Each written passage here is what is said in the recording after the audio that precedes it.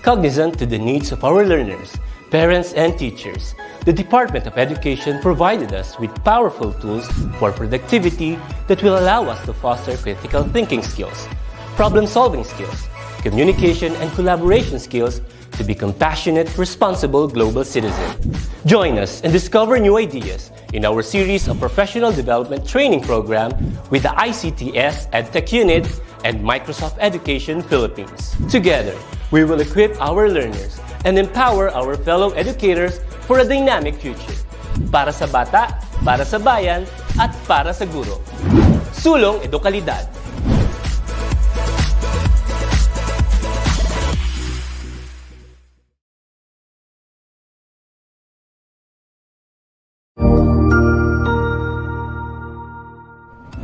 Magandang araw, Sir Wilbur po, at your service. Narito ang ETUlay upang gabayan ka sa inyong pag-aaral upang lubos na maunawaan ang iba't ibang paksa o subject. Ang ETUlay ay isang free online tutorial class na pinangungunahan ng ICTS Educational Technology Unit sa pamumuno ni Undersecretary Elaine Del B. Pascua. Ang programang ito ay hindi lamang para sa mga bata, kundi ito rin ay magsisilbing gabay sa mga magulang at mga guro kung paano nila ituturo o gagabayan sa bawat asignatura ang kanilang mga anak o mga estudyante. Sa kasalukuyan, ang self-learning module mula sa rehiyon ng Calabarzon at kilala sa tawag na pivot ang ginagamit sa ating ETUlay online class. Kaya ano pang hinihintay ninyo? Ihanda na ang inyong mga ballpen o lapis, papel o kwaderno at samahan kaming itulay ang pagkatuto para sa bawat batang Pilipino. Sama-sama tayong magtutulungan para malampasan ang mga hamon sa panahong ito. Halina't matuto kasama ang inyong online tutor sa oras na ito.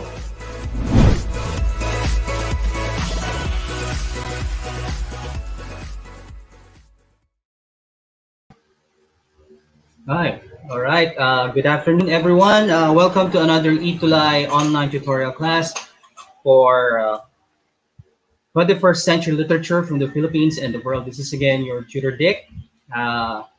Before we move on, isang bonggang at masigabong shoutout muna po to our SDO, Longopo City, headed by Madam Leilani Cunanan. Good afternoon po, ma'am. Our schools division superintendent and Dr. Mylene Minimo, the Assistant Schools Division Superintendent. Good afternoon po, ma'am. And also, good afternoon to Ma'am Loretta Figueroa, our EPS in English. Good afternoon po, ma'am. And to our PSDS of District 4B. Good afternoon, Sir Alan Tuyogon. Good afternoon po, sir. And to our school principal of New Cabalan Senior High School, Sir Samson S. Bukiron. And our Master Teacher 2 and Academic Head, Madam Susan Laksamana. And of course, to our parents, to our learners, most especially, let us all ready our modules, ang ating pong pen and paper if you have them. And also to our, lahat pong nag-i-stream ngayon, magandang hapon po sa inyo lahat. Connie Rose Salvador, we have Alexia Detera, magandang hapon po sa inyo. Celia Apostol Langgian from Tugigaraw, magandang hapon po. Roel Parami, sir, magandang hapon po. James Franco Sabusay, hello po, sir. Teresa Bustillos from Kidapawan City Division, magandang hapon po, ma'am. And Madam Rodora Tagakay from North District of Isabela, magandang hapon po, ma'am. And of course, Madam Amorosa Herrera. Okay, now if you're ready with your modules for our week 3, this is your tutor Dick again for 21st century literature from the Philippines and the world. We are now on our week 3, which focuses on context and text meaning. For this online tutorial, our objectives would be to identify, number 1, words, ideas, structure, and purpose of the text as we begin reading some select poems for today. So we'll be analyzing poems in the 21st century today by Danton Remoto and Miss Villanueva a little later on. Number 2, explore the different social and socio-cultural context to enhance and enrich the understanding of the text. And the third and last, but not the least, appreciate the importance of understanding in the literary context and its meaning to one's own life experiences. Let's try to connect ourselves to this online tutorial class through what we call the context. So let us begin. Now, if you can see in your module, let's have this first activity says what's in. This is a recall activity wherein we're going to recall the previous lesson we had in module 2, which focused on the conventional and the modern genre of literature, from poetry, drama, fiction, and nonfiction. And we also had the 21st century literary genres that were presented to you guys. So for this activity, we're going to try to fill out the organizer by writing letters only under the columns 2 and 3 and writing words under column 4. Ulitin ko po. Parents and learners, we're going to write letters under columns 2 and 3 and words under column 4. Okay, note that there would be 2 letters. It can be repeated as you all answer the grid. Watching from Olongapo City, hello po, Sir Wax Benson, yung pinaka-poging tutor po ng Olongapo City. Good afternoon po sa inyo. And to Ma'am Unibet Colminas, good afternoon po, ma'am. Okay, let's now go to the table for this activity. So you can see the table here. We have the 6 21st century literature genres, beginning with manga, the graphic novel, the blog, and the doodle fiction, including hyper poetry and text talk novel. So column number 2, what could be their similarities? And column number 3, differences. And on column number 4 would be the title and words of the samples of these 21st century literary genres. So here are the choices for letter A. So we're going to make to identify the similarities and differences of these genres, and you can choose your answer from this selection. Letter A, make use of the web or internet connection. Which of the 6 genres presented make use of web or internet connection? For letter B, a website containing short articles called posts, updated regularly by the same person or by people interested in the same topic. And for letter C, says involves set of words, phrases, line, etc. presented in the variable sits on the page much as a traditional poetry does, or may contain parts of the poem that move and mutate when you click on them. So these are clickables. For letter D, all make use of the illustration in presenting stories. And letter E, artistic storytelling style originated in Japan. Letter F, encompasses nonfiction works and thematically linked short stories as well as fictional stories across a number of genres. Letter G, literary representation where doodle writing and drawings are incorporated. Take note of that. And H, stories told almost completely in dialogue, simulating social network exchanges. So kung nakita niyo po yan sa inyong module, alin kaya ang ating sagot dyan ilalagay dito sa mga column po na ito. Okay po, if you have the answer po, try your best to put all the letters. Sa tingin niyo po sa second column, manga, it's letter A or B or C, you put it here. Dito po natin ilalagay. Sa part po na to. Ayan. Alright, tingnan po natin kung tama po ang ating yan. Try po natin ha. Ito po ang ating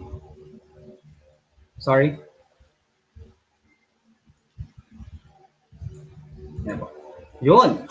So this would be the supposed answers to this to the column. So for number 1, manga, the second column rather, there should be a D which says, balik natin. The D says, the D, all make use of illustration in presenting stories. So manga, similarities, D, so it makes use of the internet. And what is the main difference would be letter E. So only the manga is defined as an artistic storytelling style originated in Japan. That would be for the manga. And sample po, very familiar po sa mga learners natin, senior high schools, students, One Piece. Yan. Hindi ko alam kung tapos na po ito, no? And then number 2 po tayo, graphic novel. Again, the similarities would be letter D again. They make use of the internet. And the difference would be, compared to manga, would be F. Okay, balikan po natin yung F. F says, encompasses non-fiction works and thematically linked short stories as well as fictional stories across a number of genres. Number 3, blog. Similarity would be A, make use of web or internet connection. Okay. Compared to hyper poetry and text talk novel. Although all of them make use of the internet connection. So, pwede po natin siyang ilagay sa first column, A. Katulad din po ng hyper poetry and text talk novel. Yan po. And B, ay a website containing, ito na po yung pinaka-definition ng blog. Short articles called posts updated regularly by the same person or by people interested in same topic. Again, dun po sa sample ng graphic novel, we can have Mary Shelley's Frankenstein or any other popular graphic novel that you can come across with. But for blog, the answers for the sample part would vary because there are very numerous examples of blogs in the internet that you can find. And then, if you remember last time, pwede po natin gamitin yung LitHub na binigay ko pong website. You can use that as a source for blogs. Marami po kayong makukuha doon. Doodle fiction, same thing with manga and graphic novel. Letter D po ang kanyang similarity. But the difference would be the G. The G says literary presentation where doodle, yan, writing and drawings are incorporated. Only doodle fiction lang po yan. Okay, and then hyper poetry and text talk novel, pareho po siyang letter A, which says, which makes use of the web or internet connection. Sample po ng doodle fiction, Wimpy Kid series. While hyper poetry, makikita niyo po ito sa internet, The Hill We Climbed. Very, very beautiful poem by Amanda Gorman. Napaka, if you have time, try to read this. And then text talk novel, also from the internet, Hater. Ano ulit yung text talk novel? Letter H, it says, stories told almost completely in dialogue, simulating social network exchanges. Okay, so that's it about for our what's in activity. Okay, so let's now move on to the next activity in your module. It says here the what's new. The direction says below is a poem written by Danton Remoto, a Filipino author. Okay, we're going to read and try to discover what does this poem want to convey. Then we're going to answer the essential questions that follow. Okay. Let us begin. So here is the poem. The title of the poem is Padre Farah witnesses the execution of Rizal. Okay, let us read. I stand on the roof of the Ateneo Municipal, shivering on this December morning. Months ago, Pepe came to me in the observatory. I thought we would talk about the stars that do not collide in the sky. Instead, he asked me about purgatory. His cheeks still ruddy from the sudden sun after the bitter winter in Europe. And on this day, with the years beginning to turn, salt stings, that is supposed to be stings. Salt stings my eyes.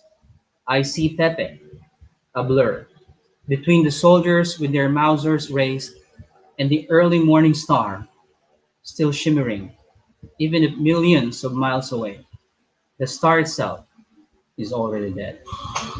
Very emotional poem by Danton Remoto. But what could be the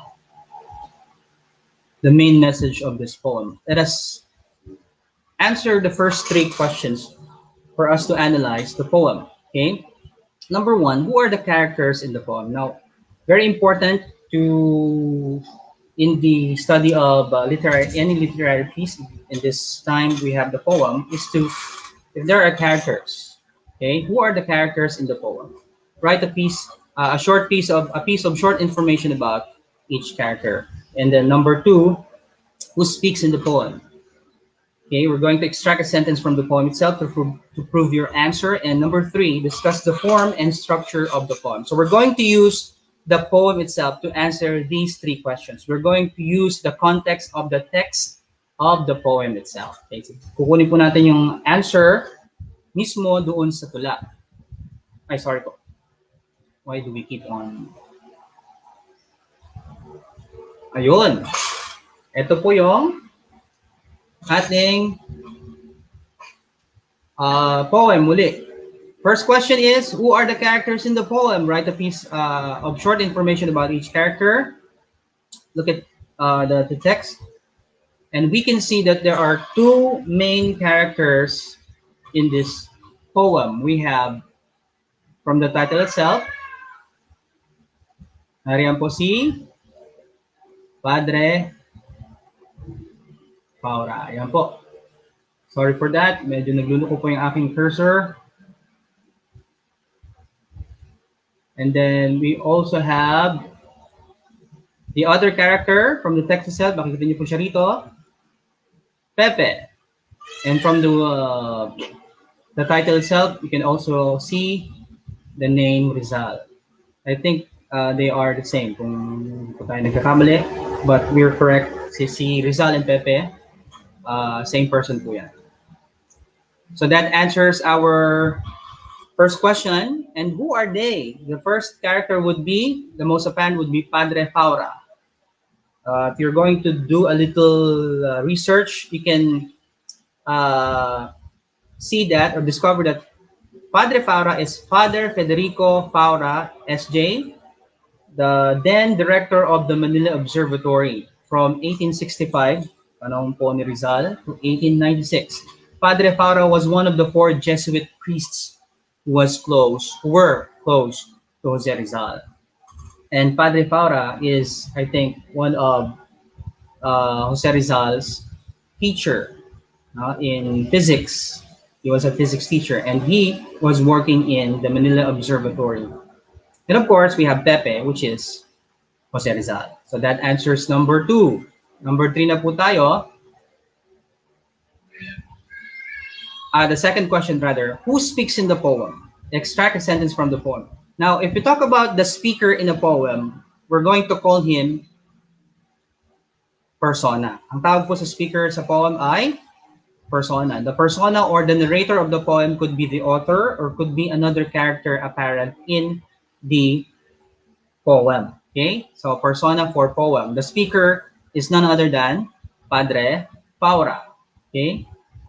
As we can see from the title, Padre Farah witnesses the execution of Rizal. And a line from the poem says, from the words of Padre Farah himself, I see Pepe, a blur between the soldiers with their muzzles raised in the early mornings. Star. Yan po. Shoutout po from Leila Lofranco Borbon from Zamboanga del Sur. Magandang hapon po sa inyo. Yan. Third question, the structure and form of the poem. It is in free verse. So, we talk about poetry, it could be in the free verse or the rhyme. Okay, yung ating pong poetic verse. Now, pag free verse po siya, it does not have a rhyme scheme, but, okay, it employs or uses imagery in flashback as well. Wala po siyang rhyme scheme, and it employs or uses imagery in flashback as one of two of the literary devices used in the poem by Danton Remoto. So that answers question number 1 to 3. So let's move on to questions number 4, 5, and 6. What was the situation when Padre Farah stood in the balcony of Ateneo de Manila? And what was the situation of our country based on the poem? Prove your answer by extracting a line from the poem. And number 6, to whom the poem is addressed. To whom do you think the poem is addressed? So, a little bit of explanation. So we can answer the 4, 5, 6 question like this one. So number 4 question. When Padre Farah stood on the balcony, it was Christmas season. Okay, why do you think would be it? It could be in the Christmas season.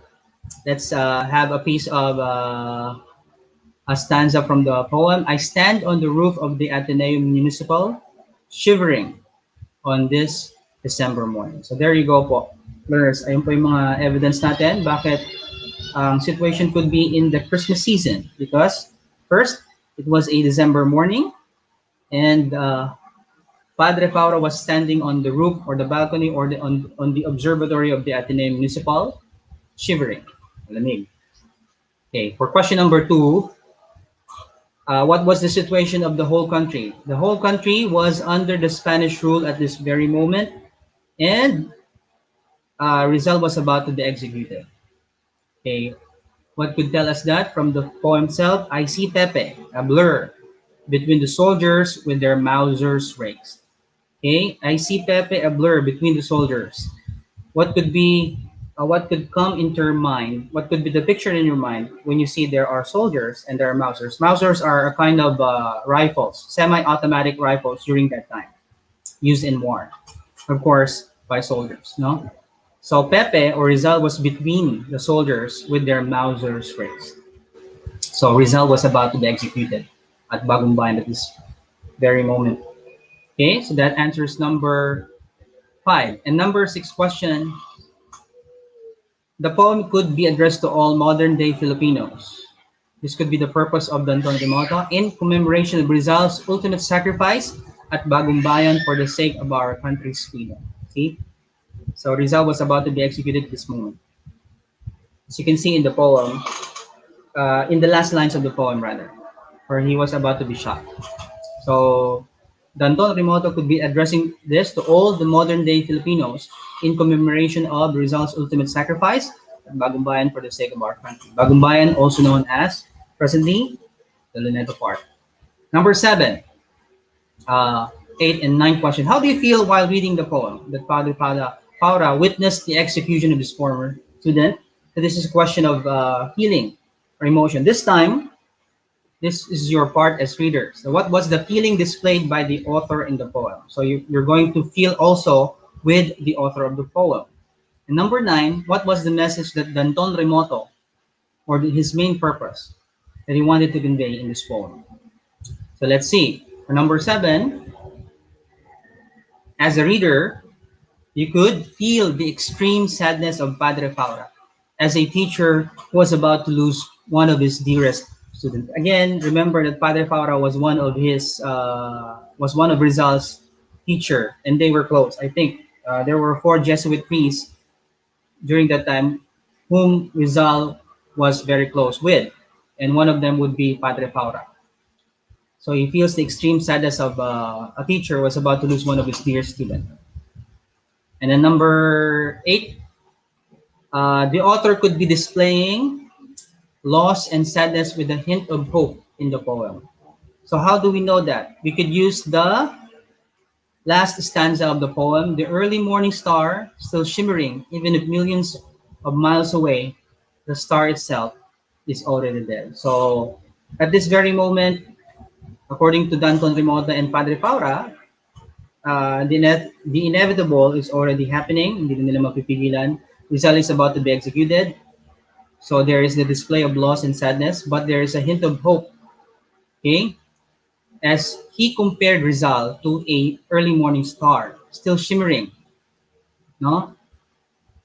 Even if millions of miles away, even if the star is already dead. Okay? Si Padre Faura, he is also a physics and astronomy teacher. So medyo scientific ang kanyang ginamit dito, using the star as a metaphor to Rizal. Okay? We all know that a star, even if it's already dead, dahil sobrang layo niya sa atin, you can still see that it's still shimmering for quite a couple of years until it fades away, even though it's already dead. Yan po ang pinagkuhaan ng context na yan. So the author's message focuses on how bright and hopeful is our freedom because of that dark and fateful day when Rizal was executed. This could be the message or the purpose why Mr. Danton Remoto wrote this poem. The question is, how did we know that? We made use of what we call, in reading a piece of literature, mapa 21st century man yun or conventional, we make always use of the context. The circumstances that form the setting of events, statements, or ideas in the way of which it can be fully understood and assessed. Now, the word context originates from the notion of weaving together. For all of those who are familiar with the context clues, parehas lang po halos ang idea nito, no? When If we are talking about context clues, there are unfamiliar words in the sentence and we don't have the dictionary or the time to look for the meaning, we make use of the clues within the sentence itself. Ganun din po ito, the context, no? The setting, the events, the ideas in the way in which we can fully understood and assess what we are reading, the meaning of what we are reading. We make use of the context. There are different types of context. For this purpose, yung ating pagbabasa ng dalawang poem, gagamit po tayo ng writer's context. In other books, this is known as the biographical context. Why? Because it involves the writer's life, yan po, buhay, bio, values, assumptions, gender, race, sexual orientation, and political and economic issues that are revered or related to the author.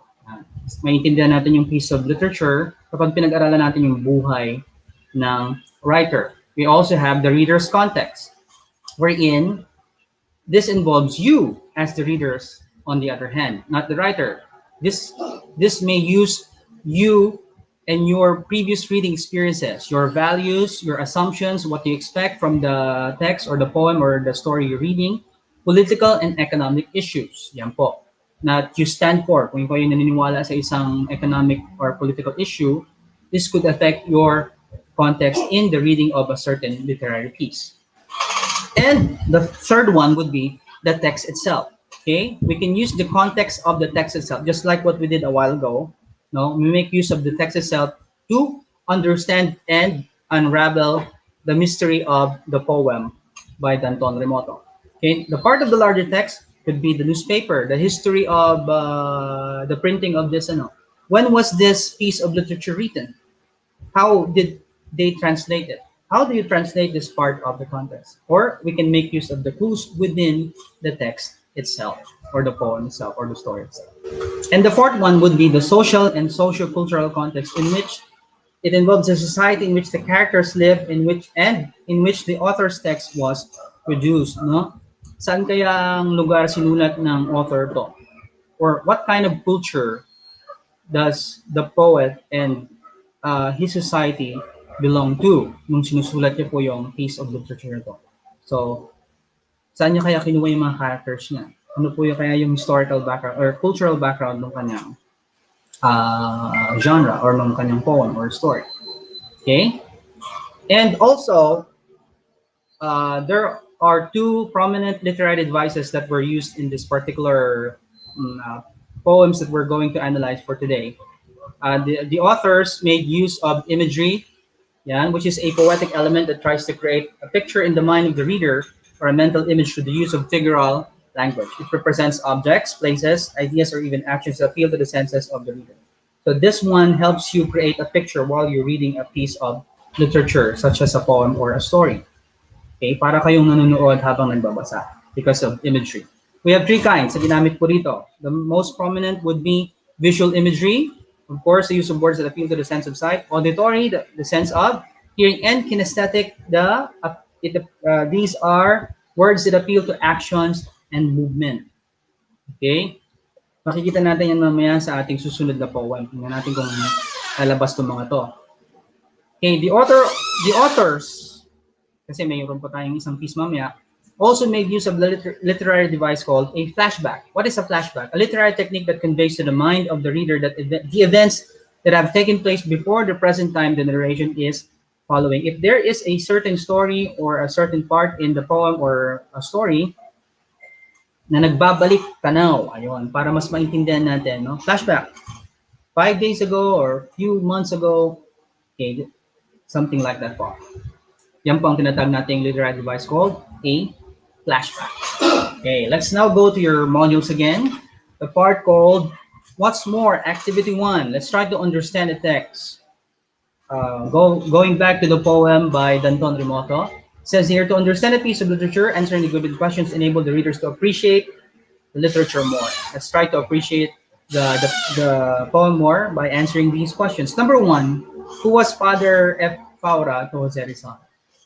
If you were listening and if you did if you're going to do your research, Padre Farah was Rizal's teacher. Yan po. Now, Padre Farah was Rizal's teacher, no? Science teacher po siya, physics and astronomy. And Father Farah was also working in the observatory. No? Kaya there was a part in the poem that they were talking about stars. And number two, what was the nickname given to Jose Rizal mentioned in the poem? Very familiar po tayo rito, no? Is it A star, B Mauser, Rudy, Ruddy, or Pepe? Of course, it is Pepe. Ayan po. Pepe po ang ating ang most popular nickname of Jose Rizal, and it was also mentioned in the poem. Okay, why did Padre Paura expect that they would talk about the stars? No? So when Pepe came to see him on that balcony on the observatory, no, he was expecting that they would talk about stars. Why? Ano kaya, no? A, B, C, or D? Of course, the answer is letter A, because Padre Faro worked in the observatory, no? So, what else could they be talking about but stars? Okay, so that would be for number 3. Number 4, why was Padre Fara in the observatory when Pepe visited him? Again, Padre Fara was in charge from a couple of years when he came into Ateneo de Manila in the observatory. Siya po ang tagapangalaga doon. No? Siya po ang pinaka curator of the observatory. Okay, so when Pepe visited him, he came from Europe, travels from Europe, he was in the observatory. Most of the time, you can find Padre Fara in the observatory. Number 5, why, instead of stars, Pepe asked about purgatory to Padre Fara. Okay, bakit kaya? Padre Fara was expecting Pepe would ask him about stars because they were in the observatory. He was working in the observatory. He was a teacher of astronomy and physics. But rather, Pepe did not ask about stars, but rather purgatory. Bakit po kaya? No? Pepe, ano po kaya? Was he interested in the afterlife, or Padre Fara was sick, or was Pepe hopeless, or Pepe was about to be executed? Okay? Correct answer is Pepe was about to be executed. So if you know somebody, most people who are about to be executed, they sometimes ask about the afterlife. They was about to be executed. Baka tatanong niyo po, pwede po ba yung interested in afterlife? Bakit naman siya may interest in the afterlife? Because he was about to be executed at that time. So that's why he asked about the purgatory. Okay, that's for number 5. Let's now go to the assessment. Ito po sa part ng inyong module, getting familiar with text meaning. Read the poem and make the necessary responses to the following instructions given. Again, we're going to respond to the poem again. This time, it's another poem by Lydia S. Villanueva, a master teacher, I think, from a farm or rural area somewhere in Ilocos region. I'm sure. So, Earnest Wish is the title of the poem. Okay, let's read the poem first. I will count the multitude of stars, the leaves in all the branches, the flock of birds perched in the loft, the blades of grass in the meadow, and the cogon flowers in the air. I will listen to the sound of breeze, to the rustling of leaves, to the chirping of birds, to the buzzing of bees, to the flapping of butterflies' wings.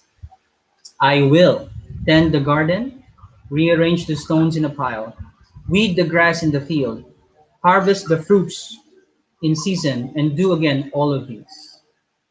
Let us bring the frontliners back home, fight the unforeseen enemy, help the new beginning, contribute to the humanity, flatten the curve, stay at home. Okay? Here's another modern day poem by Lydia S. Villanueva. Very timely. You can see, no? You can identify. Why do you think this poem is very timely? Let's see. First question po, again, about the context of the poem, or the text of the poem rather. Okay, there's a word there called multitude. It says here, a multitude gathered along with Wan Chai district in Hong Kong to protest the new policy there and to call to ban some products. Thousands of protesters were arrested. Multitude in this sentence means, okay, gamit po tayo ng context clues. So, what could be the meaning of the multitude in this sentence? Wala po dun sa poem, dito po sa sentence natin. A multitude gathered along with one child to protest. Okay, a few in number of people, a great number of people, some people, or several numbers of people. So the correct answer would be, pag may nagpo-protest, ayan, and gathering, there is the word thousands. Ayan po. So that could tell us that the answer for this one is letter B. Yan, a great number of people. Because we see the word thousands. Yan po yung tinatawag natin kaninang clue sa context po ng text na yan. No? Context clue, thousands. Multitude. Second question, in the poem Earnest Wish, identify the words that suggest the meaning of the word multitude. So balik naman po tayo sa ating poem by Lydia Villanueva. Ano kaya ang pagkagamit ng multitude doon? No? And what are the words that would suggest the meaning of the word multitude in there? Okay, so we can see the words count and the words star. When you count something, usually it is numerous. No? And of course, the most obvious clue would be the word stars. Who can ever count stars? No? So when it's used with the word multitude, it means great number. So the answer to that question is count and the word stars. Third, the author used imagery in the poem. Okay, balik po tayo sa imagery. Visual, auditory, and kinesthetic. Ano kaya yung mga visual imagery, auditory, and kinesthetic?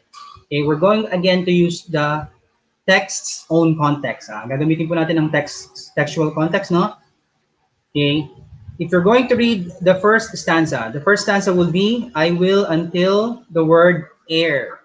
So, this particular stanza, ang lahat pong makikita nating image dyan ay visual. Tingnan natin po, multitude of stars. Ayan, imaginein po natin, multitude of stars, lalo na sa gabi. Nandun kayo sa bukid, wala pong masyadong nagka-cloud ng inyong vision. You can see the multitude of stars. Leaves in all the branches. I love seeing trees and with all their branches. Flock of birds perched in the lawn. Ayan, of the trees. The blades of the grass in the meadow. Ayan, to those, and the cogon flowers in there. To those like me who grew up in the province, alam po natin ang imaheng ito. Ayan, nakikita natin lagi ito sa ating paligid ng mga bata po tayo. Now, for the auditory imagery, I will choose, of course, the second stanza. I will listen to the sound of the breeze. Ayan po. From the word sound, the words rustling, chirping, buzzing, and flapping. No? Lahat po ito ay words that indicate sound. Okay? Yan po. Ayan. No? Now, why did I say ito po ay words that indicate sound? Ang tawag po sa mga to, technically speaking, ay onomatopoeia. This literary device makes use of words that indicate sound. Okay, rustling. Ayan po, no? Rustling of leaves, no? Pag inano po natin yung mga dahon, ayan, nag-rustle po sila. Of course, birds chirp. Of course, bees buzz. And butterflies, although masyadong mahina po, but use your imagination, marinig nyo yung flapping of their wings. And the third, kinesthetic, no? Which pertains to motion, action, and the flow of events. Kinesthetic po ang tawag dyan. Paano na natin malalaman? May action ba rito sa third stanza? Meron po. Tending the garden. You see somebody, you tend the garden, may pagkilos. You arrange the stones in a pile.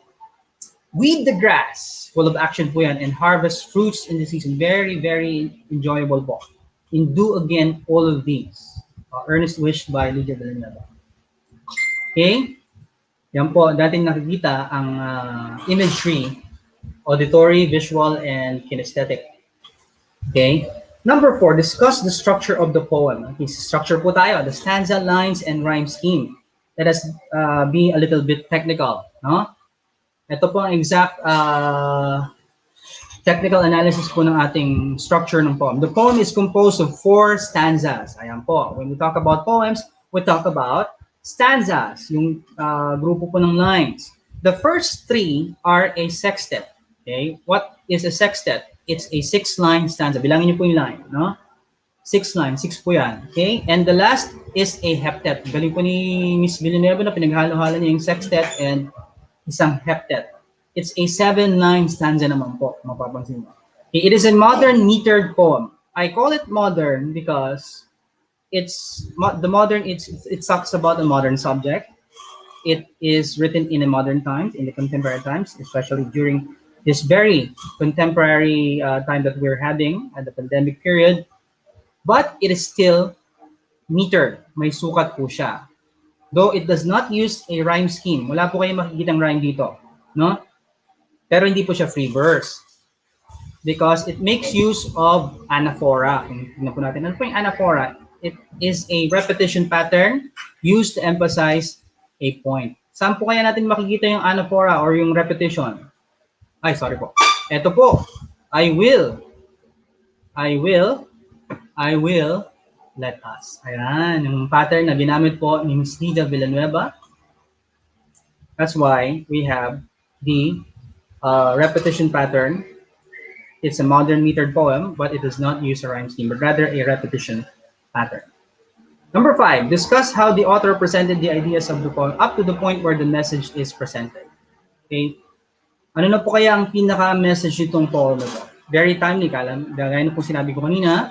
So let us see. The poet presented first her earnest, ayan po, or deep wishes of being able to enjoy life without restrictions and complications before leading to her main idea, which is she's appealing for all of us to join together in the fight against COVID-19. Bring home the frontliners. Stay at home. Do your part. Yan po. Alright. Hopefully, medyo nalinawan po tayo, no? We're about to finish. Okay? Tandaan po natin, in order for us to appreciate more any literary piece, make use of the context. We have 4. We have the writer's context or the biographical context, the life of the author, his values, and everything about him. We have the reader's context, you as the reader. It has something to do with your values. How do you understand it? How do you feel about it? No? What are your reactions to it? And then we have the third one would be the text context itself. No, what could be the clues that we can find within the text itself that could lead to our understanding of the text? And the fourth one would be the social and social and socio-cultural context we're in, where and when and what kind of society did the author belong to when he was writing the literary piece? What were the issues during that time? What were the popular things during that time? That would be the social and the socio-cultural context of the text.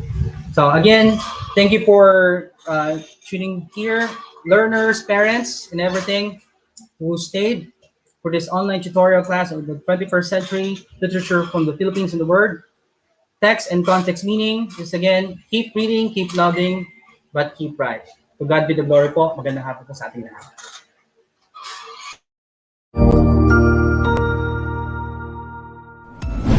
Sigurado ako na marami ka na namang natutuhan sa ating ETUlay tutorial session ngayong araw. Tandaan, ito ay hindi lamang para sa ating mga mag-aaral, kundi pati rin sa ating mga minamahal na guro at mga magulang na kaagapay natin para maituloy ang pagkatuto sa kabila ng nararanasang pandemya. Patuloy ding sumubaybay sa DepEd TV para sa mga araling ginawang video episodes. Mapapanood ito mula Lunes hanggang Sabado, alas 7 ng umaga hanggang alas 7 ng gabi sa inyong mga telebisyon. Abangan bukas mula 1:00 ng tanghali ang iba pang aralin sa ating ETUlay free online tutorial session sa Filipino. I-like and subscribe at manatiling nakasubaybay sa ating ETUlay tutorial session sa DepEd Edtech Unit FB page at Educational Technology Unit channel sa YouTube at sa DepEd Tayo at DepEd Philippines social media accounts. Paalam!